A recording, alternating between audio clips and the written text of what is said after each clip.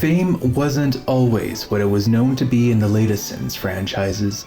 Nowadays, Simmers everywhere shudder at the idea of an expansion pack exploring celebrity and fame gameplay, but it wasn't always this way.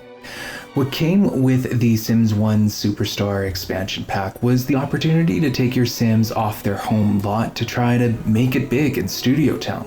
Like with all of the Sims 1's expansion packs, the charms, quirks, and whimsical quips of the expansion pack can be felt throughout.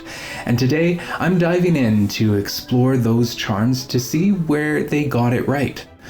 As mentioned in previous episodes, I will be looking at the following criteria and scoring it out of 10 based on my opinion and playing experience. And that criteria includes the concept, the gameplay features, the impact on the current franchise, and impact on future Sims franchises. Based on those scores, I'm going to throw each of these games and expansion packs on a tier list that I created that I will show at the end of the video. And today we are going to cover the Sims Superstar expansion pack, which is a personal favorite of mine. So let's begin with discussing its concept. Actors, supermodels, and musicians. The concept of The Sims 1 Superstar revolved around these three careers and the fame system introduced in the expansion pack. This was really the first time in the franchise where you can actually go with your Sims to do their jobs. This concept alone would be explored in future expansion packs to come in future franchises, but I'll speak more on that in the last section of this review. Now, I haven't mentioned it in previous reviews, but it is absolutely worth it to mention that the music scores from Hot Day up until Superstar have been phenomenal. I totally forgot to mention this in my Unleashed review, but the music score that it came with Unleashed was actually really fun and really endearing. I've been really enjoying the music scores for all of them, and you're probably hearing some of it right now. Anyways, back to The Sims Superstar. I absolutely loved Superstar's soundtrack. It was definitely a vibe back then, and it's a vibe now if I'm going to be completely honest. And what made these soundtracks so enjoyable for me that even to this day, it's a mix of modern day fame with its electronic and dance music with old Hollywood songs that sounded more classical to me.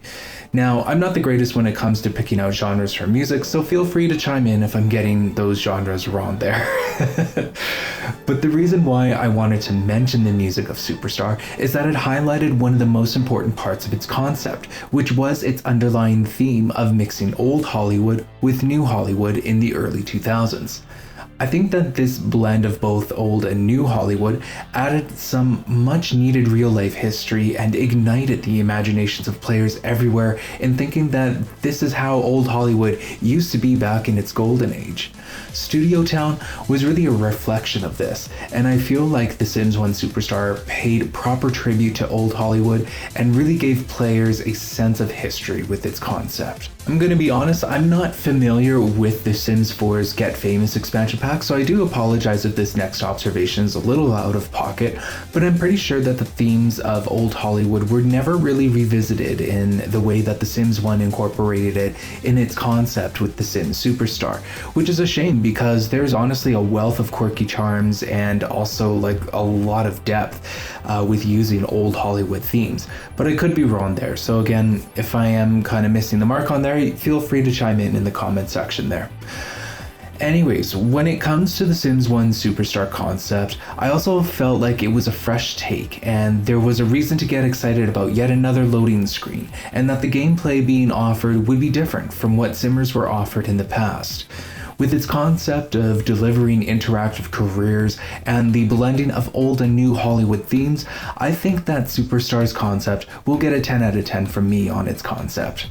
Now, typically, I don't think that the blend of two different themes is usually pulled off well, but I also think that The Sims Superstar executed very well on its concepts. Speaking of which, let's move on to discuss its gameplay. The careers themselves and the fame system had an appropriate challenge level for players in my opinion. Back in The Sims 1, if you didn't play with cheats, you would have to very meticulously manage your Sims' needs. This carried over to the community lots where managing your Sims' needs could prove challenging challenging. Essentially, the needs decay meters were just very aggressive back in The Sims 1, and so this was no different for any other expansion pack that took your gameplay off the home lot. And I didn't use this aspect of gameplay to criticize any other expansion pack, so I won't start doing that now. The whole reason why I am mentioning this in the first place is that managing your needs while trying to get your sim famous in Studio Town added to the challenge. Luckily, I think that a lot of the community lots were designed with facilities to help players manage their Sims needs for the most part.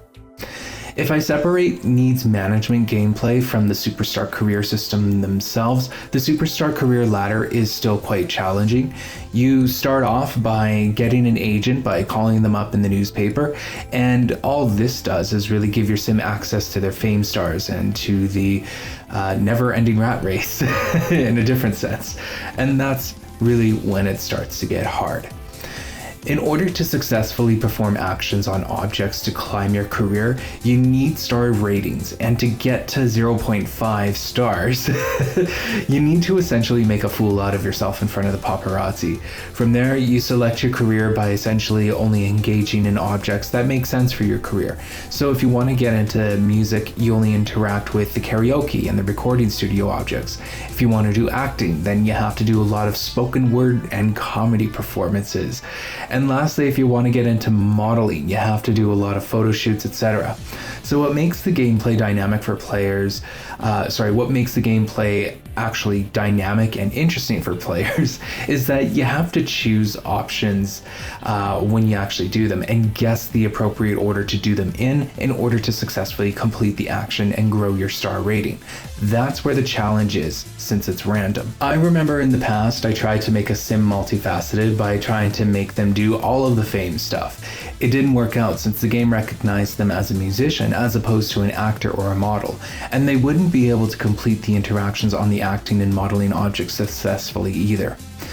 Nonetheless, it did completely engage the player in climbing to the top of the career as a superstar, and there were some whimsical charms that made it entertaining to watch, such as modeling while holding a Sims Vacation expansion pack, breaking the fourth wall a little bit, which I find to be completely endearing. But what if you don't want to be famous? Well, this is kind of where the gameplay falls flat. Unlike The Sims Unleashed, where if you didn't want to play with pets, you had all of this gardening gameplay to work with, The Sims Superstar doesn't offer a lot of gameplay outside of the Hollywood climb to the top to be famous. Sure, it had unique objects like all of the spa objects, the skydiving simulator, etc., but outside of those objects, there was really nothing offered in this expansion pack for non-famous Sims. This unfortunately made this expansion pack niche in its appeal to certain Simmers that wanted to actually play with fame careers. In other words, it wasn't everyone's cup of tea, whereas at least with The Sims Unleashed, a non-pet player such as myself could at least get on board with all of the new gardening gameplay. Also, when looking at the gameplay, I just wanted to mention that in 2023, the challenge of randomly guessing what your Sims had to do in order to successfully use a fame increasing object like the photo shoot wouldn't actually fly today. Players these days need those challenges to make more sense logically as opposed to it being random. However, back in 2003, this kind of gameplay was certainly acceptable.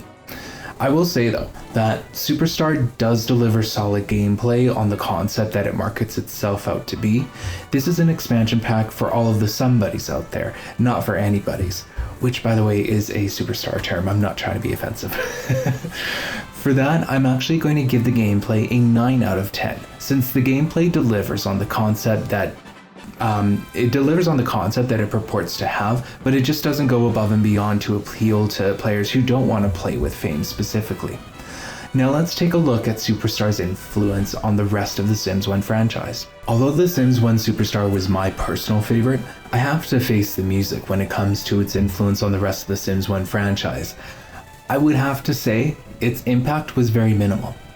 I've explained this in previous videos, but I think it bears repeating that when I look at the impact on the current franchise, I'm looking at its impact for what came before Superstar in this case and what came after The Sims Superstar, and also how it changed the player's everyday game-to-game gameplay.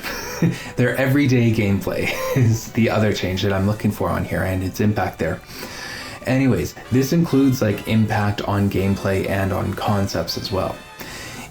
Even EA at the time didn't do a lot of feature convergence for Superstar with other expansion packs, if I remember correctly, which again shows me that Superstar was essentially a standalone expansion pack where if you didn't play with a famous sim, that you didn't get to see its features elsewhere in the Sims 1 world. I mean, I guess you can have townies ask you for your autograph if you are a superstar, but that's kind of it. And EA was really great at updating their community lots to converge with other expansion packs, like they did with the Vacation and Unleashed expansion packs. I mean, I guess in Make and Magic, the next expansion pack after Superstar, there was a new spell added in to help you become famous, but what impacts are we really seeing in the franchise caused by The Sims Superstar itself? So for that reason, I'm gonna give Superstar a 5 out of 10 for its influence on the rest of the Sims 1 franchise, since playing with Fame appeals to a more niche group of simmers. And when it comes to Fame gameplay and future franchises, I can certainly give it more credit there. So let's talk about its influence on future franchises. Before I get into Superstar's influence on future franchises, I just want to mention that future franchises beyond The Sims 1 gives Fame gameplay a pretty bad rap. I mean, when it comes to the concept and gameplay, I honestly think that The Sims 1 Superstar did it the best. However, just because future franchises fumbled this set of gameplay and concepts, it doesn't detract from how Superstar remains an influential expansion pack for future franchises to come. All those do deserve their tongue lashings from me sometime in the future, so I will certainly reserve a video for that. But for today, I'm just talking about Superstar's influence on the future franchises. So, when looking at future franchises, The Sims 2 didn't even bother with the Fame concept except for maybe its show business career in the University expansion pack, which deserves a review on its own, don't get me wrong.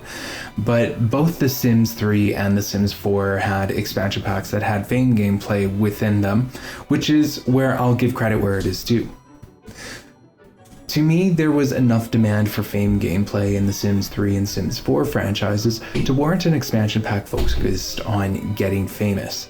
This led to sales, and I think that celebrity gameplay really helps to hit all of the targets when it comes to completing a Sims franchise, or I guess all of the pillars, and I'll expand on that more in the next video when I talk about Making Magic. And yes, I felt like The Sims 2 really let me down by not having this kind of Fame gameplay.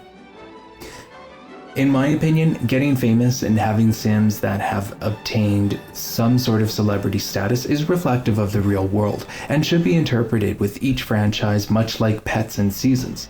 Every expansion pack is going to have different players that vouch for them. And to share an example, there are Simmers out there that want a pets expansion pack. But personally, I don't play with pets, but I can certainly appreciate that kind of gameplay is important for other players. The same thing can be said of downtown themed expansion packs or even vacation expansion packs.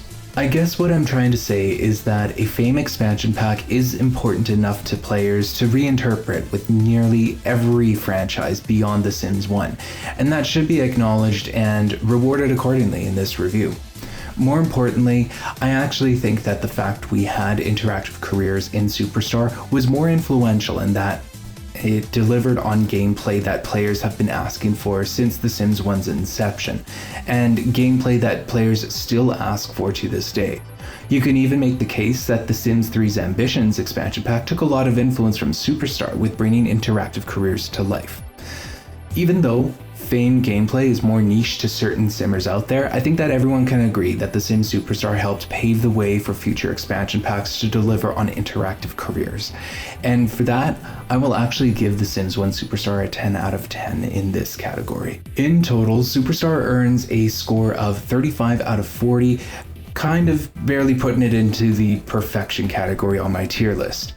Even though The Sims Superstar was my personal ultimate favorite expansion pack, it wasn't perfect, nor did it deserve a perfect score like some of the other expansion packs I reviewed before.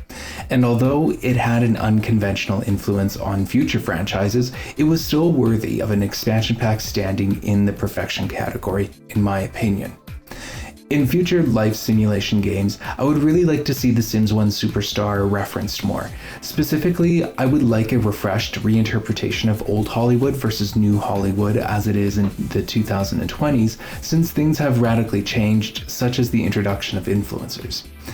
I feel like old Hollywood will never go out of style, and that an update on this concept would actually go over wonderfully for this life simulation players, granted that you can actually deliver on the gameplay and execute it very well. Well, that's gonna about do it for my review of The Sims 1 Superstar. And if you enjoyed this review and my thoughts on The Sims 1 Superstar, then feel free to like and consider subscribing if you haven't done so already. Furthermore, I just want to take a moment to say thank you for watching, and that you are more than welcome to share your thoughts and memories and any funny stories you have while playing The Sims Superstar in the comment section below.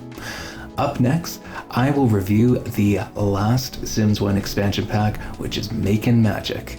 It's another expansion pack that I loved and felt was pivotal to the Sims 1 franchise, and I'll also share my final tiering of the franchise in that upcoming video. So again, I just want to take another moment to say thank you for watching, and I hope you have yourself a wonderful day.